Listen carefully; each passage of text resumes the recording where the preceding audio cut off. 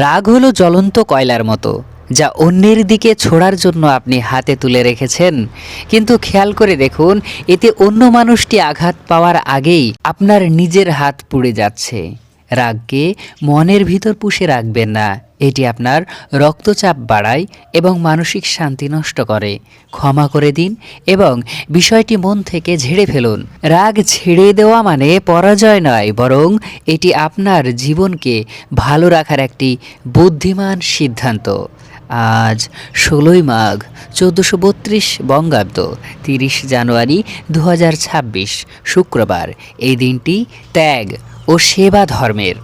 মহাত্মা গান্ধীর প্রণয়ন দিবসে শহীদ দিবস পালন করা হয়, যা কুষ্ঠরোগীদের সেবা ও তাদের প্রতি বৈষম্য দূর করার বিশ্ব কুষ্ঠ দিবস। এর বার্তার সাথে মিশে গিয়েছে মানব সেবার এক মহৎ রূপ ধারণ করে।